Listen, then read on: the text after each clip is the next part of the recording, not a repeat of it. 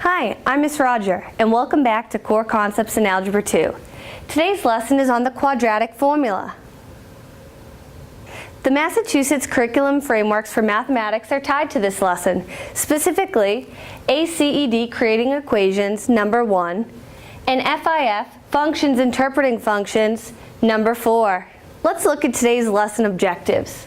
To solve quadratic equations using the quadratic formula, to use the quadratic formula to algebraically determine the zeros of a function, and to find the discriminant of a quadratic equation and then be able to state the number and type of solutions.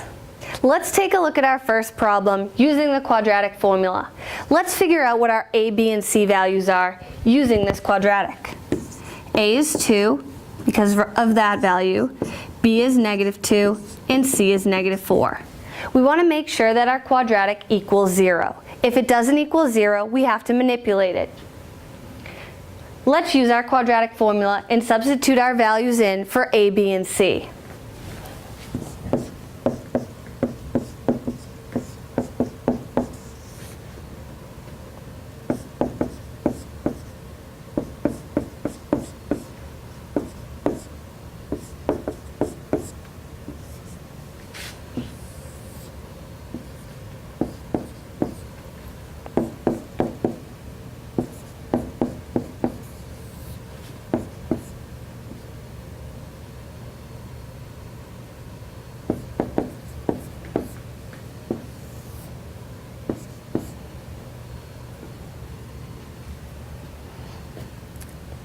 Once we start to simplify, we arrive at this.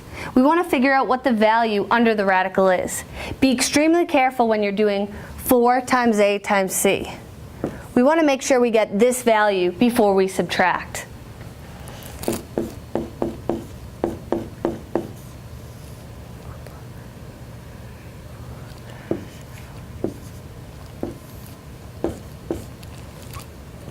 The next step is to evaluate the radical.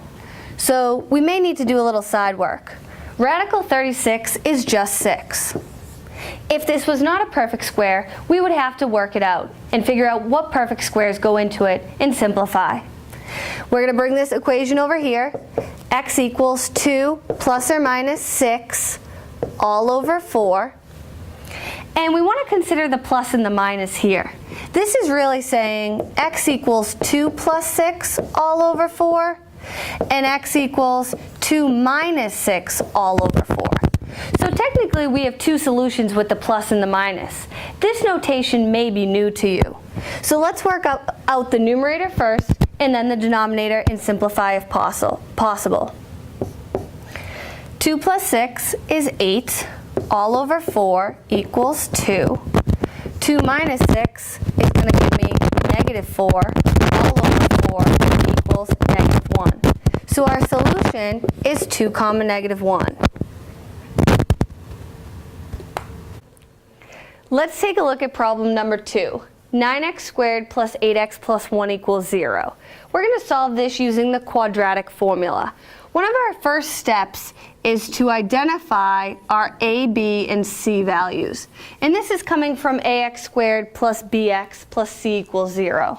So we can clearly see that a is 9, b is 8, and c is 1. Our next step is to take these values and substitute them into the quadratic formula, and then we can evaluate.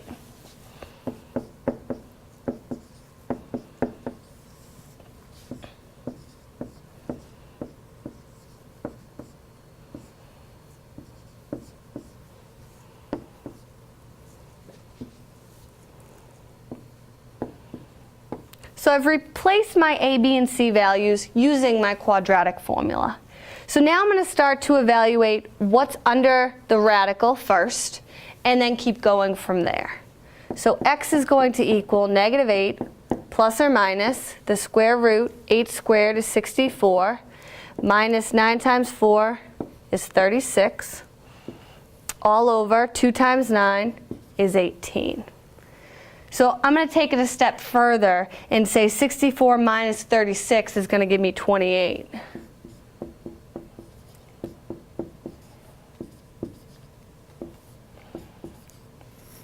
At this point, my last and final step, other than to simplify and reduce, is evaluate radical 28. And at this moment, I want to see if there's a perfect square that goes into radical 28, which will allow me to break this up. So 7 times 4 is 28. Radical 4 is 2, and since 7 is prime, that's not going to break up any longer. So radical 28 simplified is 2 radical 7. And I'm going to replace this 2 radical 7 with my radical 28. So I'm going to work over here. X is going to equal -8 plus or minus 2 radical 7 all over 18. And now I can start to simplify and reduce if possible. And I say to myself, is there any number that goes into 2, 8, and 18? And I know that 2 goes into all of them, so I can reduce. 2 goes into -8, -4 times. 2 goes into 2 once. And I can write the 1 there, or I don't have to. It's kind of my choice. So I'm going to put just my radical 7. And then 2 goes into 18 9 times. So my solution, using the quadratic formula to my quadratic 9x squared plus 8x plus 1 equals 0, is x equals -4 plus or minus radical 7 over 9. Let's look at another problem.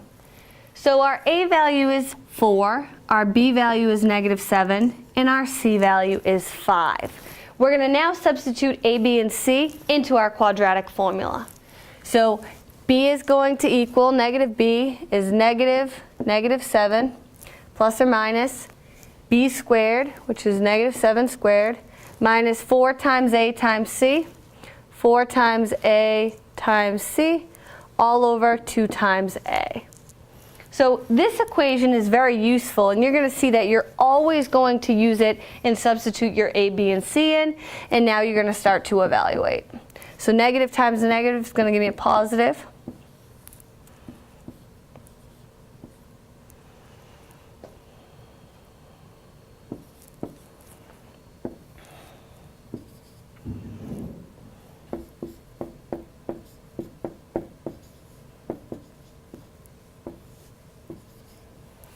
So once we simplify radical 49 minus 81, we're going to get radical 31. This is not going to simplify or break down anymore, but we do have to be conscious that we have a negative under the square root. So when I think about radical -31, I think about this as radical -1 times 31. Radical -1 is I, and 31 does not simplify, so I get I radical 31. We're going to have a complex solution for this problem. So x is going to equal 7 plus or minus I radical 31 all over 8. And again, when we consider the plus and the minus, we have two values here, 7 plus I radical 31 over 8 and 7 minus I radical 31 over 8. And this is because we have the square root. Let's take a look at problem number 4 using the quadratic formula. R squared minus 8r minus 27 equals -9. This is one of those cases where it has to equal 0. So our first step is going to be to add 9 to its like term, which is -27.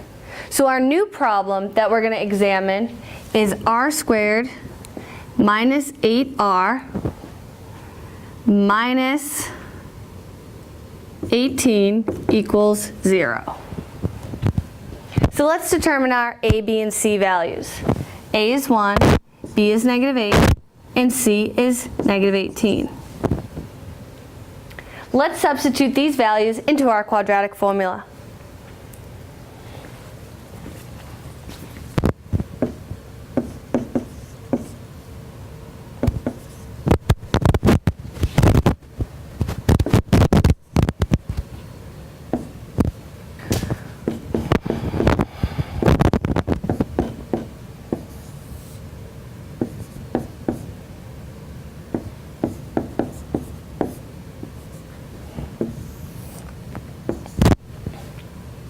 Let's keep simplifying.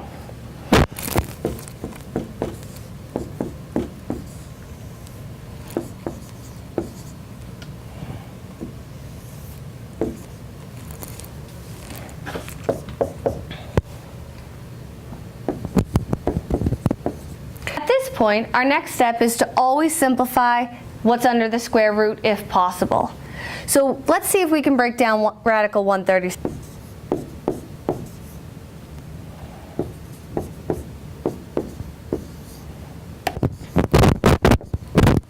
Radical 136 is 2 radical 34.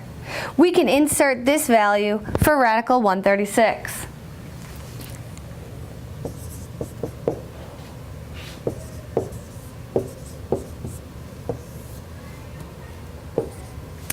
Our last step is always to simplify. Is there any number that goes into 8 and 2? It's going to be 2. 2 goes into 8 4 times, 2 goes into 2 once, and 2 goes into 2 once. So our final answer for this problem is going to be x equals 4 plus or minus radical 34. Consider the plus and minus. This is ultimately going to mean that we have two solutions, a positive branch and a negative branch. So this is like saying 4 plus radical 34 and 4 minus radical 34. When you physically create the square root, you have to account for both the positive and the negative branches of the radical. Make sure to consider that when doing these problems. Let's talk about what the discriminant is. The discriminant helps us figure out the number and the type of solutions that we're going to have for these quadratic equations. So if I think about my discriminant, it is specifically from the equation b squared minus 4ac. It does not include the square root sign. So when this value, b squared minus 4ac, is greater than 0, I'm going to have two real solutions.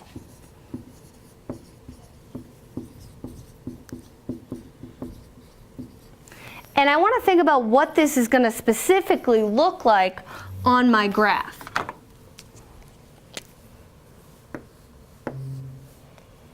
So if I have two real solutions, my solutions again are my x-intercepts, my zeros, my roots.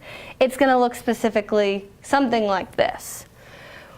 When b squared minus 4ac is equal to 0, I'm going to have one real solution.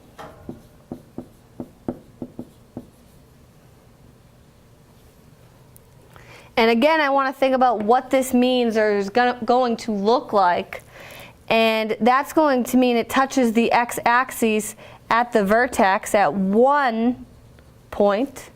And that's going to be my real solution. And for my last option, b squared minus 4ac, if this is less than 0, I'm going to have a negative, which is going to indicate that I have two complex solutions, or imaginary. And if I think about what this is going to look like, it's not necessarily going to cross or touch the x-axis.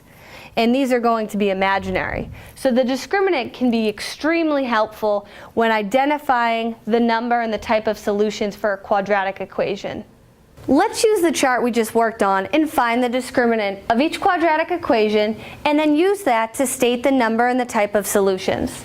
So let's figure out what our a, b, and c values are. A in this problem is 1, b is 6, and c is 8. The discriminant specifically is b squared minus 4ac. This is the value of the discriminant. It does not include the square root. So b squared is going to be 6 squared minus 4 times a times c.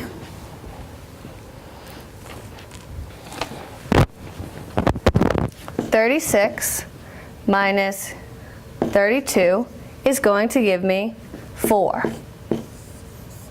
The value of the discriminant is 4. So now what I need to do is think about what this means. Since this value is greater than 0, I'm going to have two real solutions.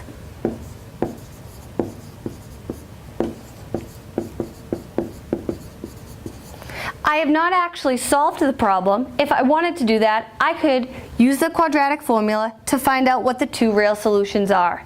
The discriminant just gives me an idea of what my solutions are going to be. Either there's going to be one or two, and they're going to be real or complex. Let's take a look at a problem where we use the discriminant to determine the number and the type of solutions. So our discriminant is b squared minus 4ac. This is our discriminant.